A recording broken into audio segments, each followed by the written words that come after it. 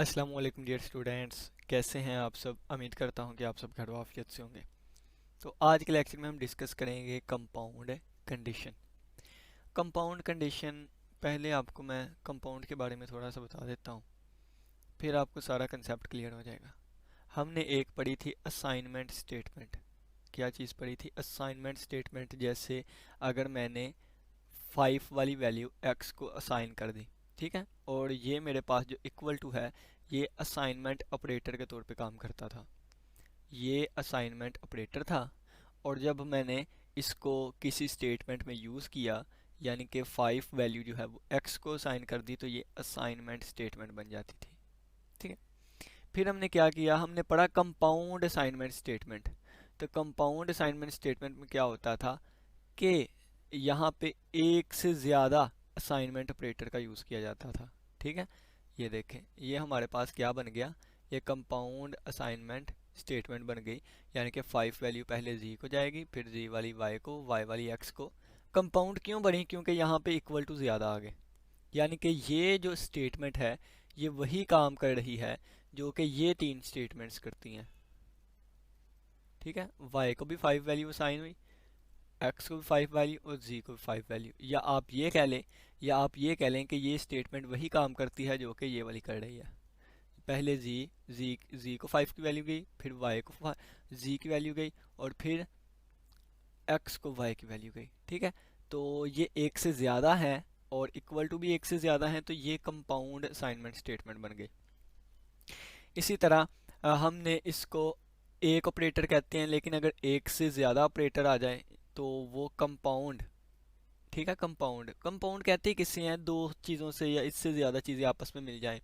ठीक है, 9th class में आपने केमिस्ट्री में मिक्सचर एंड कंपाउंड पढ़ा होगा। मिक्सचर क्या होता था? एक से ज़्यादा चीज़ों का मजमुआ जिनको हम अलग अलग कर सकते थे। और कंपाउंड क्या था?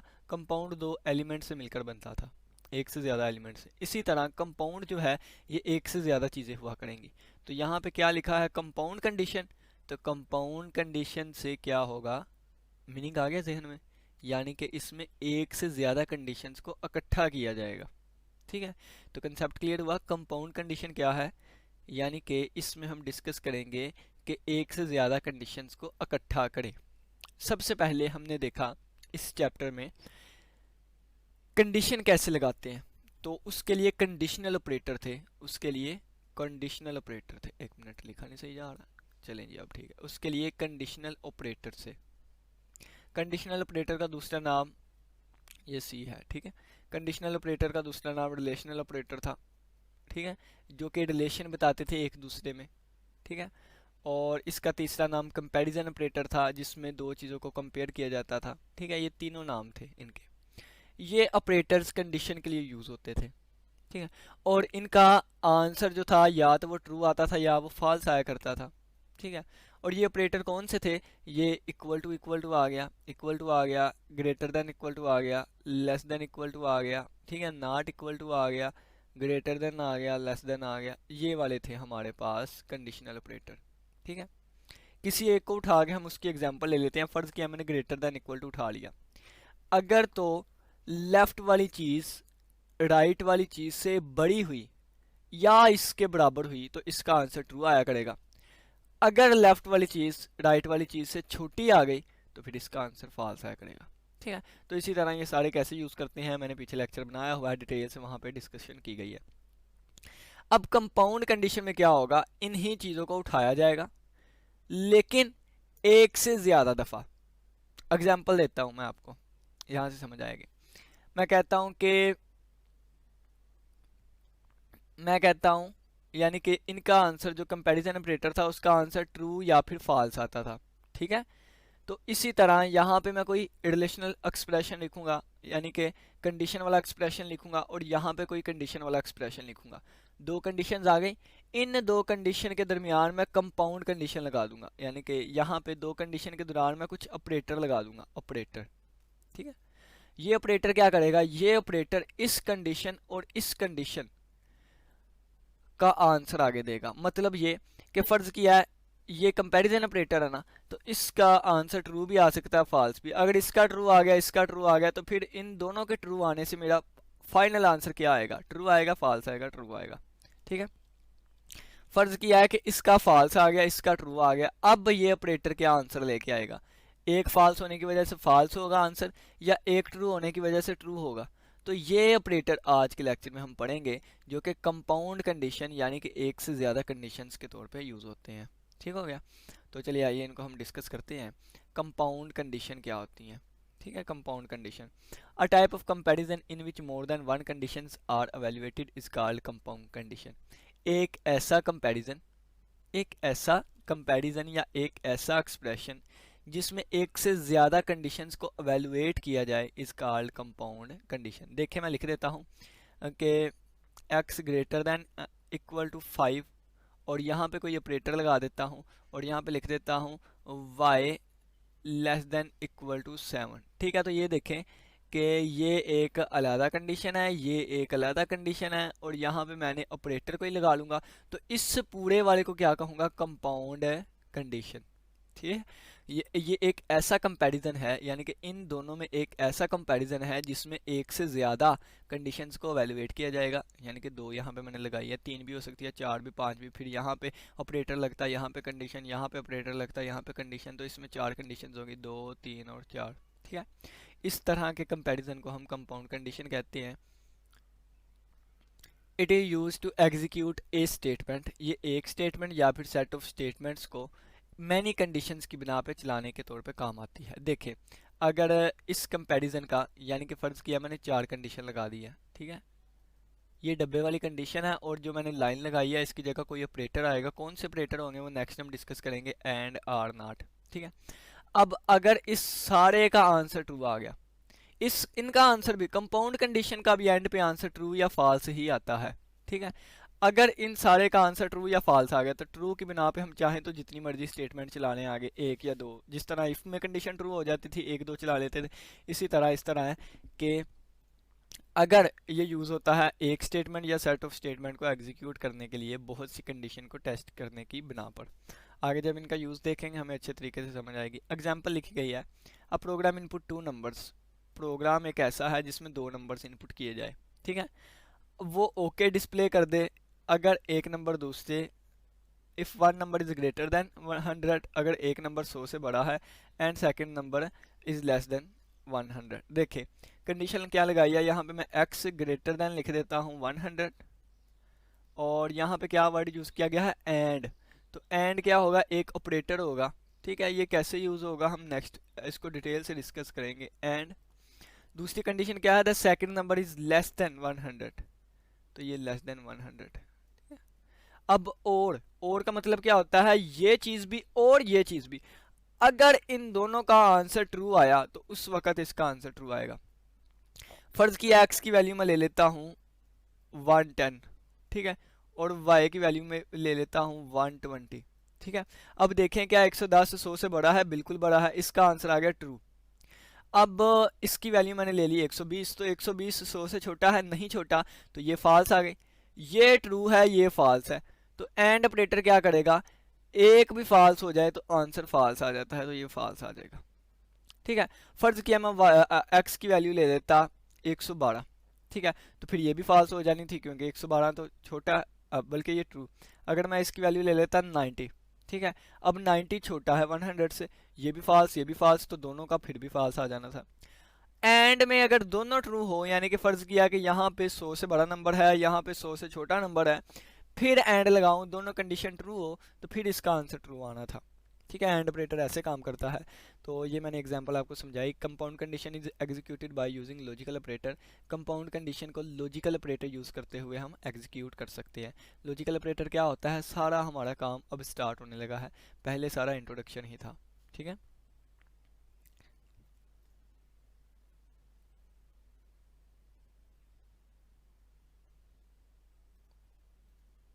देखें हम, logical operators are use to evaluate compound conditions. Compound conditions को एवेलुएट करने के लिए लॉजिकल ऑपरेटर यूज होते हैं।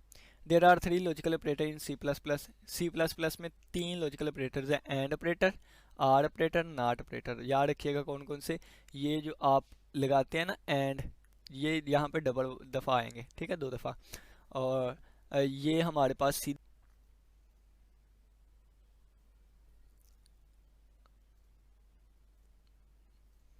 ये हमारे पास बैक स्पेस के नीचे होता है, ठीक है, ये दो लाइंस। तो ये कीबोर्ड देखेंगे ना आप तो बैक स्पेस के नीचे होती है, जहाँ पे फॉरवर्ड स्लैश बनी होती है। तो ये दो लाइंस जो हैं ये हमारे पास आर ऑपरेटर के तौर पे यूज़ होंगी, और ये इस्तिजाबिया की अलामत साइन ऑफ एक्सक्लेमेशन या फिक्टोरियल आप इसको कह लें, इसको हम सी प्लस प्लस में नाट ऑपरेटर कहेंगे। ठीक हो गया। अब देखें ये तीनों ऑपरेटर्स कैसे काम करेंगे। The symbol used and operator is double and, यानी कि एंड ऑपरेटर के लिए ये वाला सिंबल यूज़ होगा।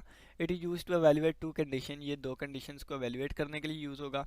अब देखें ये लाइन हर दोनों में आएगी, यानी कि आर ऑपरेटर के लिए भी यही लाइन आएगी। The symbol use for or operator is, उसके लिए दो लाइन्स आ जाएंगी। It is use to evaluate two condition. ठीक हो गया। इट प्रोड्यूस ट्रू रिजल्ट, इसका आंसर ट्रू आएगा अगर दोनों कंडीशंस का आंसर ट्रू है, और इसका आंसर फॉल्स आएगा अगर कोई एक कंडीशन फॉल्स हो गई। इसका मतलब क्या है, ये मैं आपको लेके चलता हूँ। ये देखिए ये पहली कंडीशन है, ये दूसरी कंडीशन है।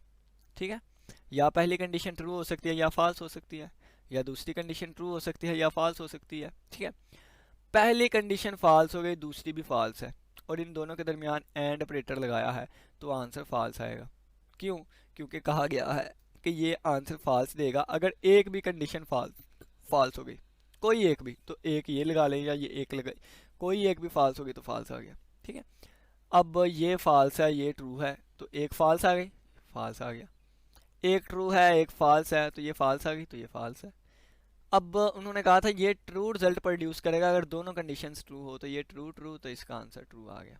ठीक है, इसकी अब ना पहले को समझाने के लिए मैं रियल लाइफ एग्जांपल देता हूँ, दूसरे का आप खुद कर लीजिएगा। देखें आर ऑपरेटर को एंड ऑपरेटर को ना आपने मल्टीप्लाई के तौर पे लेके चलना है। ठीक है, इसको आप डाट कह लें या मल्टीप्लाई कह लें। ठीक है, डाट बेस्ट है। अब फॉल्स को हम ज़ीरो से रिप्रेजेंट करेंगे, ठीक है, और ट्रू को हम वन से रिप्रेजेंट करेंगे। ठीक है, तो ये आ गया फॉल्स ज़ीरो और ये ट्रू वन, और ये ज़ीरो और ये वन। ठीक है, और ये मल्टीप्लाई की तरह ट्रीट करेगा। ज़ीरो का ज़ीरो से मल्टीप्लाई किया तो आंसर आया ज़ीरो, और ज़ीरो फॉल्स, यानी कि ज़ीरो फॉल्स आ गया। ज़ीरो को हम वन से मल्टीप्लाई करेंगे तो आंसर क्या आएगा, ज़ीरो ही आएगा ना, तो ये देखें फॉल्स ही लिखा हुआ है। अब वन को ज़ीरो से मल्टीप्लाई करेंगे तो आंसर ज़ीरो ही आएगा ना, तो ये फॉल्स ही लिखा हुआ है ज़ीरो। अब वन को वन से मल्टीप्लाई करेंगे तो आंसर वन आएगा ना, तो ये वन लिखा हुआ है। ठीक हो गया। तो ये हमारे पास रियल लाइफ इसकी, मैंने थोड़ा सा आपको इसको बता दिया। अब रियल लाइफ में लेके चलता हूँ इसको। रियल लाइफ ये है कि मैं कहता हूँ कि आप, और बल्कि टेक्स्ट मैसेज वाली लैंग्वेज में लिख देता हूँ। ठीक है, आप और आपका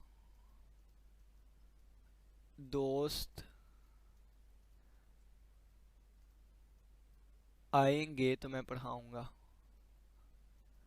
आएंगे तो मैं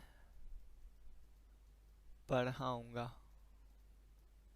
ये मैंने क्या लगा दी, मैंने कंडीशन लगा दी। अब देखें मैंने कहा आप और आपका दोस्त, अगर इसको इंग्लिश में देखें तो यू एंड योर फ्रेंड। ठीक है, एंड यानी कि और का मतलब क्या है यहाँ पे, एंड और यानी कि उर्दू वाला और। ठीक है, आप और आपका दोस्त यानी कि यू एंड योर फ्रेंड।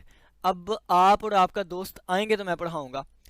अगर दोनों में से कोई भी नहीं आया, अगर दोनों में से कोई भी नहीं आया यानी कि दोनों ही ज़ीरो ज़ीरो या दोनों ही फॉल्स फॉल्स, ठीक है, दोनों ही फॉल्स फॉल्स, तो मैं नहीं पढ़ाऊंगा, यानी कि मेरी तरफ से भी फॉल्स।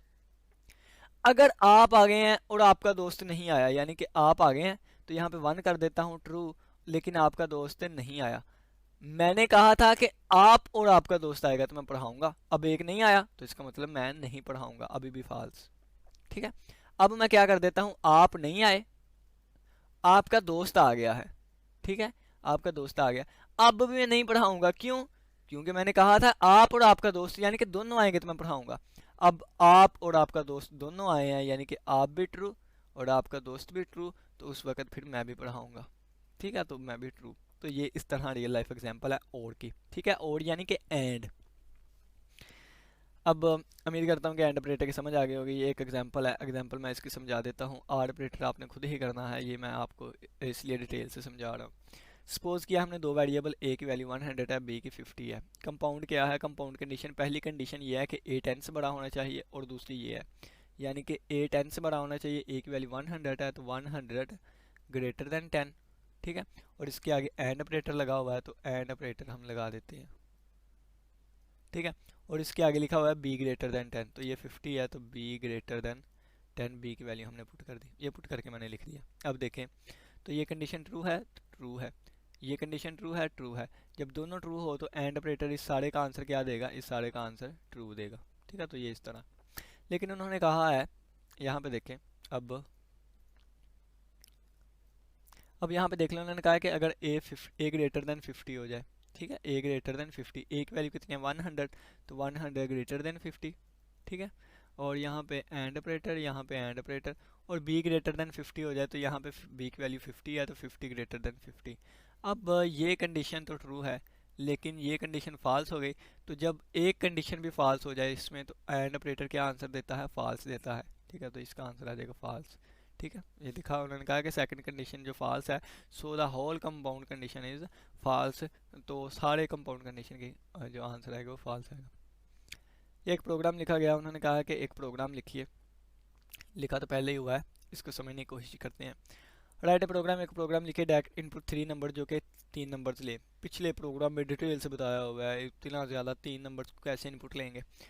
सीन यूज़ करेंगे, ठीक है। यहाँ पे पहला नंबर, यहाँ पे दूसरा नंबर बी आ जाएगा, यहाँ पे तीसरा नंबर सी आ जाएगा। ये ABC क्या है? वेरिएबल है, किस टाइप के हैं? इंट के, ये हमने इसको डिक्लेयर करवा दिया, ठीक है।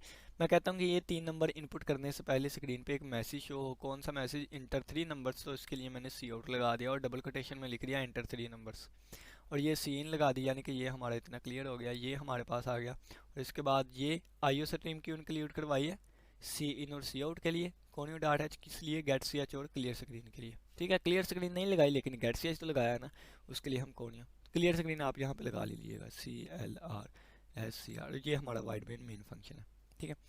उन्होंने कहा है कि 3 नंबर्स इनपुट करने हैं जो कि अभी हमने देख लिए, and display the maximum number by logical operator, और मैक्सिमम नंबर को हमने शो करवाना है लॉजिकल नंबर को, लॉजिकल ऑपरेटर को यूज़ करते हुए। तो चलिए आइए देखिएगा। सबसे पहले देखें कि 3 नंबर्स यहाँ तक हमारे पास आ गए। उन्होंने कहा है कि अगर A बड़ा है B से भी और A बड़ा है C से भी, लो जी कंडीशन लगे। अब A B से भी बड़ा है, A C से भी, 3 डब्बे बना के दिखाता हूँ, 1 2 और 3, ठीक है। पहला A का डब्बा है, फिर B का, फिर C का। अगर A B से भी बड़ा है और A C से भी बड़ा है, अगर ये कंडीशन, यानी कि अगर A B से बड़ा है तो ट्रू हो जाएगा, अगर A C से बड़ा है ट्रू हो जाएगा, तो एंड ऑपरेटर ट्रू ट्रू का आंसर क्या देगा? ट्रू देगा। अगर ये कंडीशन सारी ट्रू हो गई तो इसका मतलब क्या होगा कि A B से भी बड़ा है, A C से भी बड़ा है, तो इसका मतलब है कि सी आउट में हम लिख देंगे, सी आउट में क्या लिख देंगे? A सबसे बड़ा है, ठीक है। यहाँ A लिख देंगे पहले, यानी कि पहले A की वैल्यू स्क्रीन पे शो हो, फिर हम लिख देंगे सबसे बड़ा है, यहाँ पे जो मर्जी आप लिखते हैं, is the greatest number, is the maximum number, ठीक हो गया। ये हमारे पास यहाँ से इतनी समझ आ गई होगी आपको, ठीक है। अब B को देख लेते हैं। अगर B बड़ा है A से B और B बड़ा हुआ C से B, तो स्क्रीन पे क्या शो हो जाए? तो स्क्रीन यहाँ पे नहीं आना, ये सेमीकोलन यहाँ पे नहीं आते, तो फिर स्क्रीन पे शो हो जाए क्या? कि B बड़ा है सभी से, ठीक है। सी आउट में लिख देंगे B की वैल्यू यहाँ आएगी और यहाँ पे लिखेंगे B बड़ा है सभी से, ठीक है। तो ये, और जब फर्ज किया ये कंडीशन भी फॉल्स हो गई, ये भी फॉल्स हो गई, यानी कि A भी नहीं बढ़ा, B भी नहीं बढ़ा, तो पीछे क्या रहता है? C। तो C पे हम ये सारी कंडीशन लगाने के बजाय उसको एल्स में रख देंगे कि फिर हम कहेंगे कि C सबसे बड़ा है, ठीक है। तो ये हमारे पास सिंपल प्रोग्राम था। अगर A B से बड़ा है, C से बड़ा है, तो A मैक्सिमम नंबर है, नहीं तो एल्स इफ लगाएंगे ना, इफ एल्स इफ वाला हमने यूज़ किया है। अगर B बड़ा है, A से, B बड़ा है C से, तो हम कहेंगे कि B सबसे बड़ा नंबर है, और अगर ये नहीं है तो फिर एल्स वाले केस में हम रख देंगे कि C ही सबसे बड़ा नंबर है, ठीक हो गया। ये आप प्रोग्राम देख लें।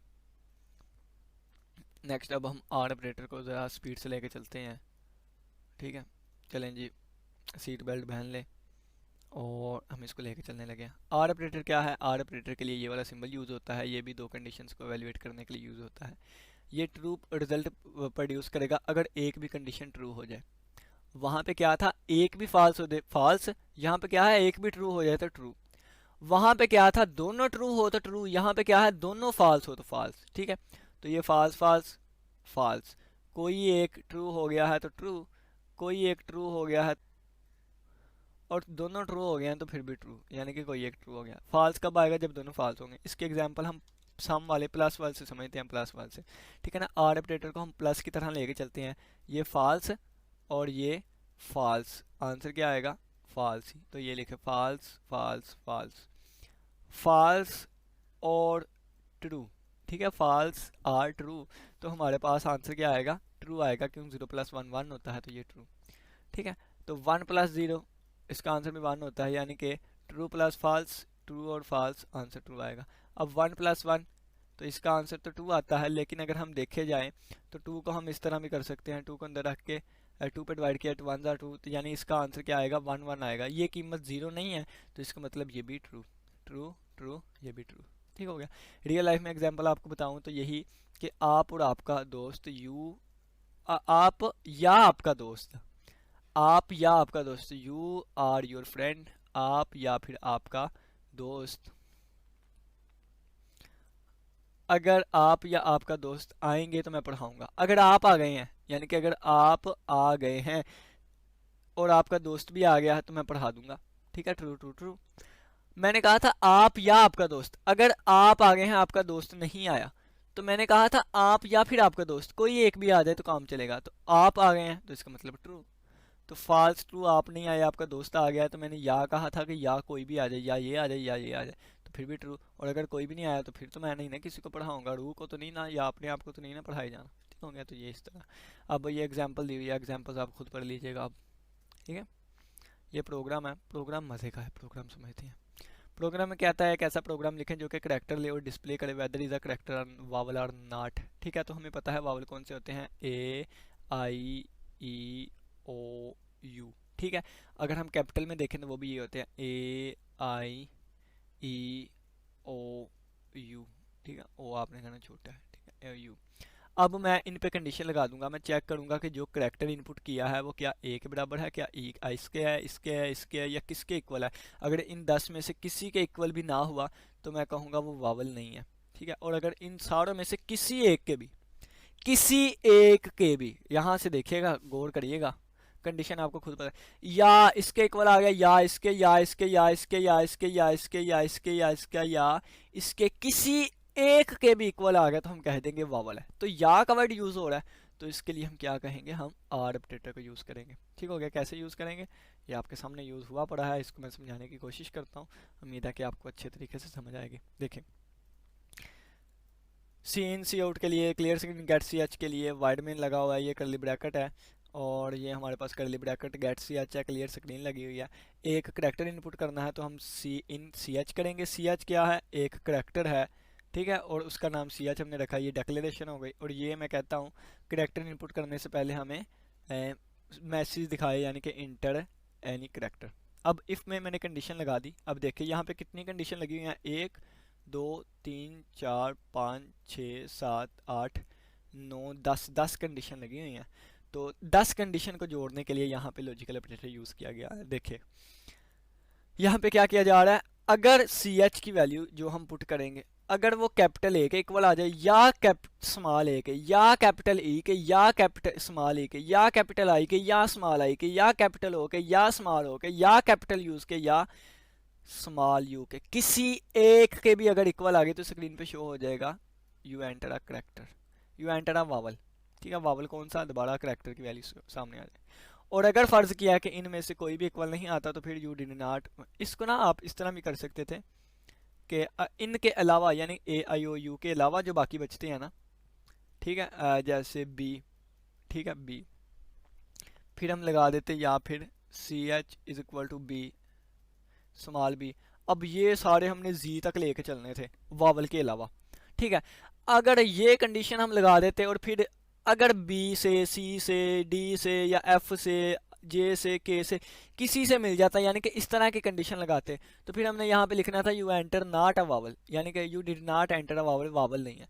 लेकिन हमें पता है कि ये कंडीशन 10 वाली लगेगी, ये छोटी है, ये हमारे पास 21 दूना 42, ये 42 वाली कंडीशन बन जानी थी, तो हमने छोटी कंडीशन उठाई, यानी कि वावल वाली कंडीशन लगा दी कि अगर किसी एक से भी मैच कर गया तो वो वावल होगा, अगर नहीं किया तो वो वावल नहीं होगा। आप इस तरह भी कर सकते थे कि इनसे मैच करवा लिया, अगर इनके इक्वल आ गया तो वावल नहीं है, अगर नहीं आया तो वो वावल है। ठीक है, तो आप ये इस प्रोग्राम को दो तरह से कर सकते। अब फ़र्ज़ किया मेरा मैं करैक्टर यहाँ पे आई इनपुट करता, ठीक है, तो वो सारी कंडीशन को चेक करता, करैक्टर आई के इक्वल है, तो सभी में से कोई एक ट्रू हो गई तो इसका मतलब सारे ही इसका आंसर ट्रू आ जाएगा, तो इफ़ के अंदर वाली कंडीशन ट्रू हो जाएगी, और ये ट्रू हो गई तो फ़ौरन बाद वाला चीज़ चल जाएगी। ठीक है, तो ये हमारे पास इस तरह प्रोग्राम है। नेक्स्ट प्रोग्राम समझने की कोशिश करते हैं। Write program that allow the user to enter any character. Enter any character के लिए अभी अभी हम सीख के आए, एंटर एनी करैक्टर और सी इन सी एच में आ जाएगा। ठीक है, तो ये उन्होंने गलत लिखा हुआ है, यहाँ पे एंडल नहीं था आना, अगर एंडल उन्होंने लगाना है तो फिर ये शार्प सिंबल जो है वो नेक्स्ट लाइन पे आना था। ठीक है, तो ये उनकी गलती है, ये एंडल आप यहाँ से रिमूव कर दें, ये चीज़ यहाँ पर ये सी इन सी आउट के लिए, ये क्लियर सिग्नल गेट सी एच के लिए वाइड मेन लगा, क्लियर सिग्नल लगी है, ये करैक्टर हमने लिया है, मैंने कहा एंटर एनी करैक्टर और सी इन हमने करवा दिया। करना क्या है, through the keyboard and determine whether is a capital letter small case letter or digit or a special number. उन्होंने कहा है कि देखें आप ये कैपिटल लेटर है, ये स्मॉल लेटर कौन सा है, ठीक है, या कोई डिजिट है या कोई करैक्टर है, क्या चीज़ है।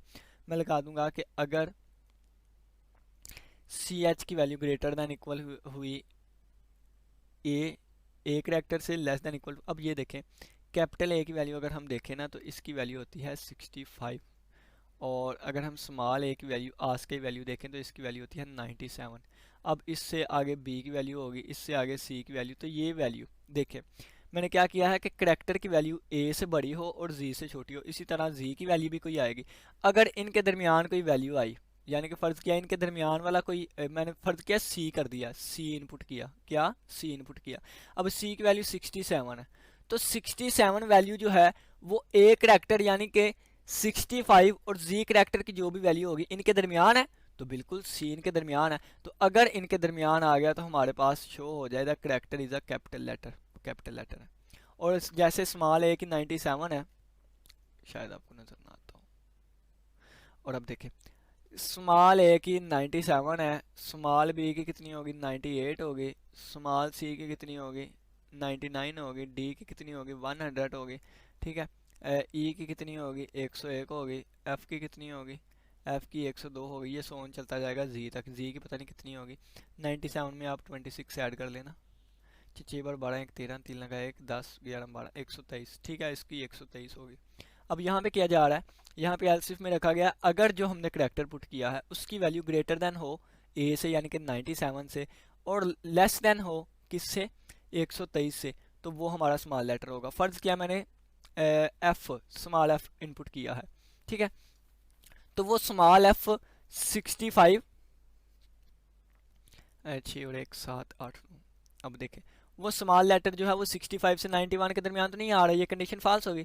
अब वो एफ की वैल्यू कितनी है 102 है, देखें तो 102 जो है वो इन दोनों के दरमियान आएगा, तो स्क्रीन पे शो हो जाएगा कि जो आपने करैक्टर इनपुट किया है वो स्मॉल केस लेटर है। ठीक है, और फ़र्ज़ किया कि कोई वैल्यू 65 से 91 के दरमियान भी नहीं आती, 97 से 1 2 3 के दरमियान भी नहीं आती, तो फिर वो हमारे पास करैक्टर कौन सा होगा, फिर वो हमारे पास करैक्टर कोई ना कोई सिंबल होगा। डिजिट के लिए भी लिखा गया है, डिजिट के लिए भी ये देखें डिजिट की वैल्यू 0 डिजिट की भी कोई आज की वैल्यू होगी 9 डिजिट तक, ठीक है, अगर वो 0 से 9 डिजिट करैक्टर के दरमियान वाली है तो वो डिजिट होगा, और अगर फ़र्ज़ किया है वो कैपिटल लेटर भी नहीं है, स्मॉल लेटर भी नहीं है, कोई डिजिट भी नहीं है, तो फिर स्क्रीन पे शो हो जाएगा कि आपने जो भी करैक्टर इनपुट किया है ये हमारे पास एक सिंबल है। ठीक है, तो इसके बाद अगर हम देखें तो ये मैं आपको करके दिखाऊंगा, तो अगर मेरे पास टाइम हुआ एंड पे तो बाकी हम नॉट ऑपरेटर के बारे में देख लेते हैं। नॉट ऑपरेटर क्या करता है, मज़े का ऑपरेटर है।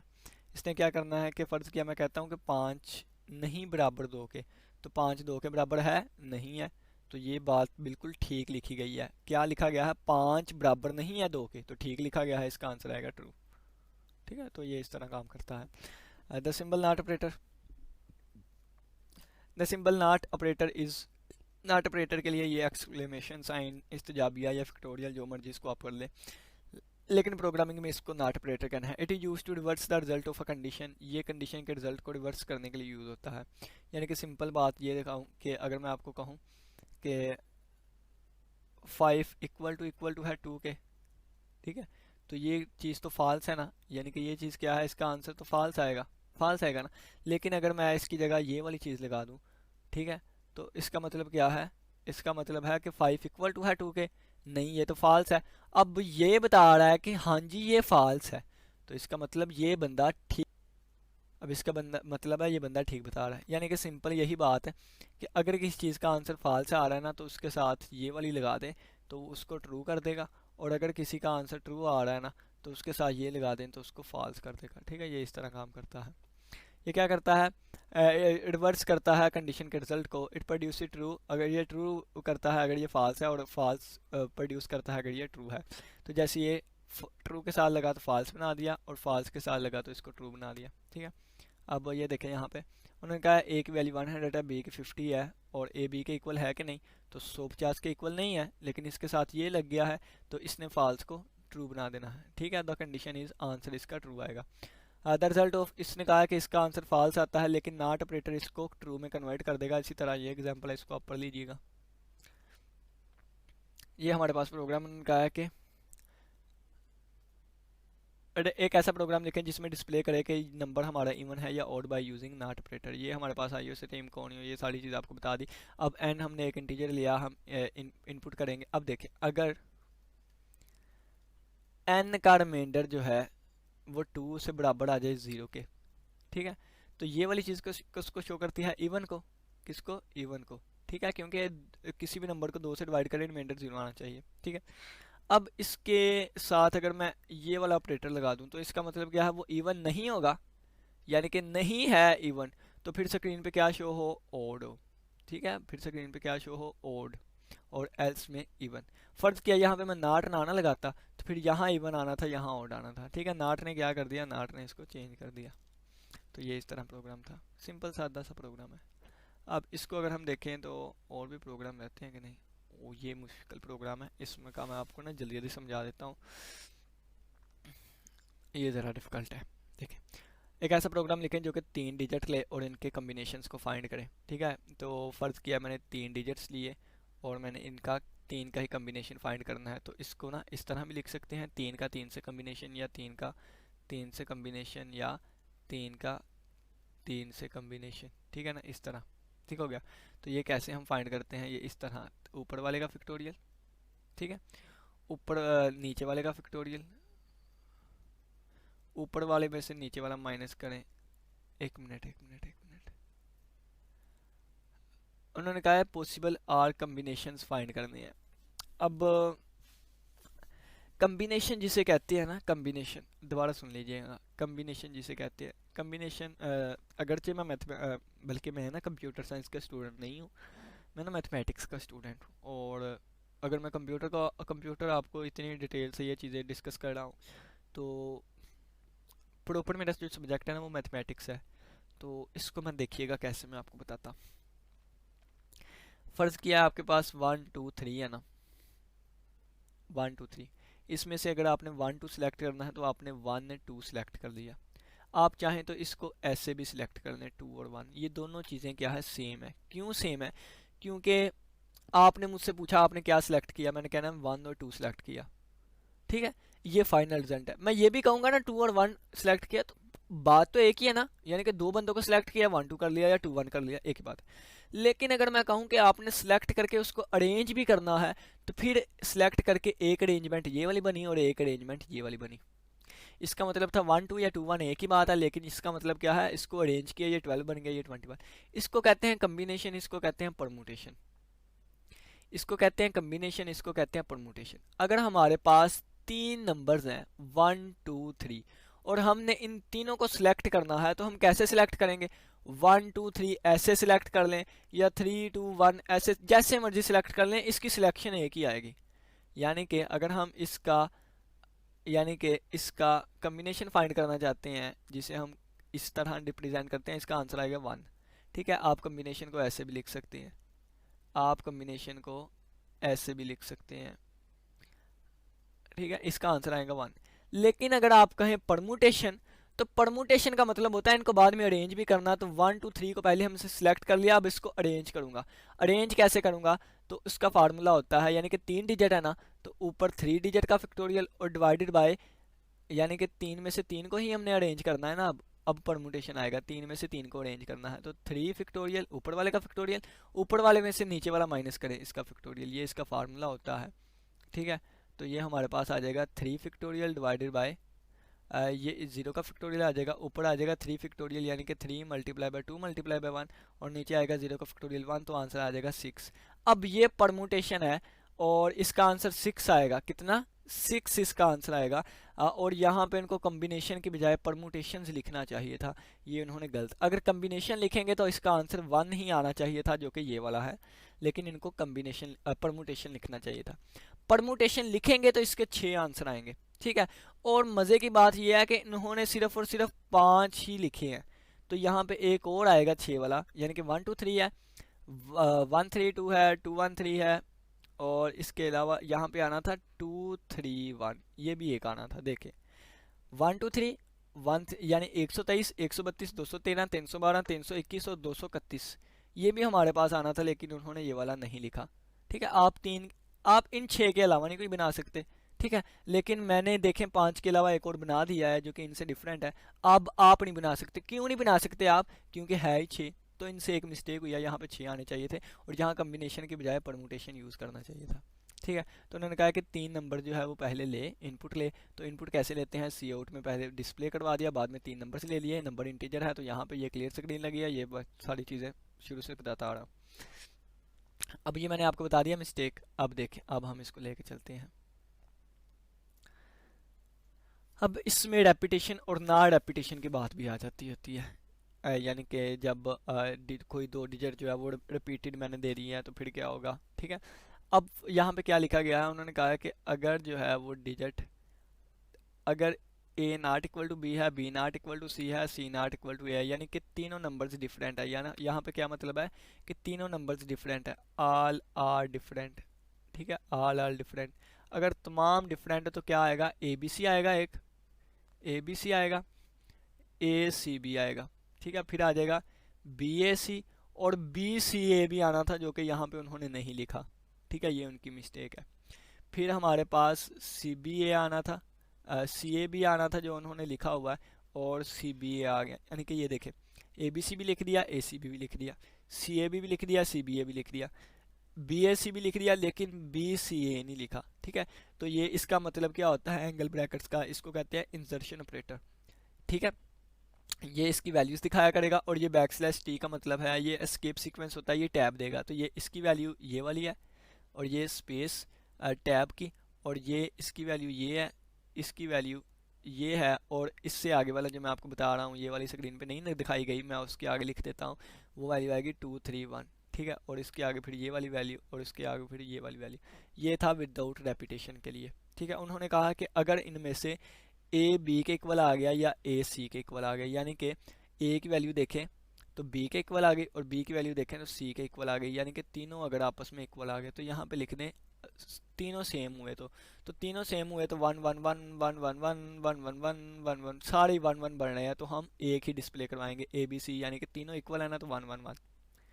अगर ये दोनों आपस में इक्वल नहीं है, यानी कि अगर ये कंडीशन फॉल्स हो जाती है, ठीक है, फिर यहाँ पे आ जाए, फिर यहाँ पे आ जाए। उन्होंने कहा है कि अब तीनों तो आपस में इक्वल नहीं है, लेकिन कोई दो तो इक्वल हो सकते हैं। फ़र्ज़ किया ए बी के इक्वल हो गया, लेकिन ये सी के इक्वल नहीं है, यानी कि 1 की वैल्यू जो है वो 1 के इक्वल आ गई, लेकिन सी की वैल्यू 2 है, यानी कि ए की भी 1 है, बी की भी 1 है, और सी की वैल्यू डिफरेंट आ गई इन दोनों में से।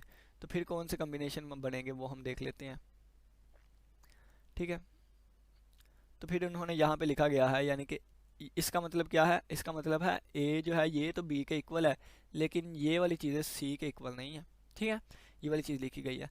तो ये क्या किया गया है? फिर A B C, A C B और सी बी ए, ये 3 कम्बिनेशन बनेंगे। ठीक है, 2 रिपीट कर गए ना, 2 रिपीट कर गए, ये दोनों रिपीट कर गए। तो रिपीट के लिए क्या होता है? टोटल 3 डिजिट है, 3 फैक्टोरियल ओवर 2 रिपीट कर गए तो 2 फैक्टोरियल और 1 फैक्टोरियल, ये इसका आंसर होता है। तो कितने बनेंगे हमारे पास?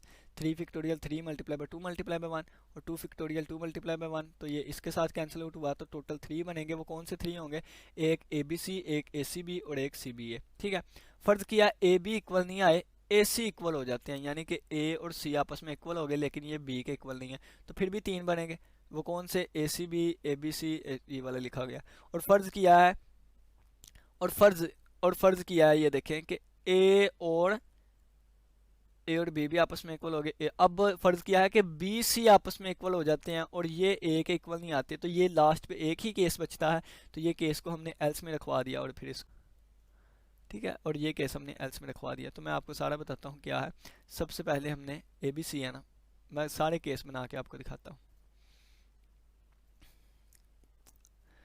ए बी और सी है। सबसे पहले में क्या किया गया है, ए बराबर आ जाए बी के, बी बराबर आ जाए सी के, तो इस वक्त 1 ही बनेगा, ठीक है। लेकिन अगर ए बी और सी दोनों तीनों आपस में इक्वल नहीं है तो उस वक्त 6 बनेंगे। यहाँ पे 5 लिखे गए हैं, एक नहीं लिखा गया, वो मैंने आपको बता दिया, ठीक है। ठीक है, तो यहाँ पे 6 आ जाएगा। और अगर तीनों बराबर हैं तो एक के, अगर ए आ गया बी के बराबर लेकिन ये सी के बराबर नहीं है, यानी कि दो बराबर आ गए, तो उस वक्त 3 बनेंगे, ठीक है। और अगर फ़र्ज़ किया है कि ए जो है ये सी के बराबर आ गया लेकिन ये बी के बराबर नहीं है, तो उस वक्त भी 3 बनेंगे। उसके लिए भी आप लिखा हुआ है फार्मूला, ठीक है, नीचे सारा कम्बिनेशन। और तीसरा केस क्या है, तीसरा केस ये था कि अगर बी और सी इक्वल आ जाए लेकिन ये ए के इक्वल नहीं है, तो इस वाले केस पे कंडीशन लगाने के बजाय उन्होंने ये एल्स में रख दिया है, ठीक है। और ये कहाँ पे रखा हुआ है, ये उन्होंने कंडीशंस लगाई हुई हैं, ये देखें, ये कहाँ पे आ गया, ये इफ़ में आ गया, ये एल्स में आ गया, ये एल्स में आ गया, ये if else, if else, if else, ये कंडीशन लगाते गए हैं। तो ये हमारा प्रोग्राम था। उम्मीद करता हूँ कि समझ आई होगी।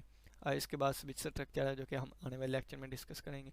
ये उम्मीद करता हूँ आज के लेक्चर समझ आई होगी, लेंथी लेक्चर हो गया। इसी के साथ इजाज़त दीजिए। अल्लाह हाफिज़, अल्लाह निगहबान।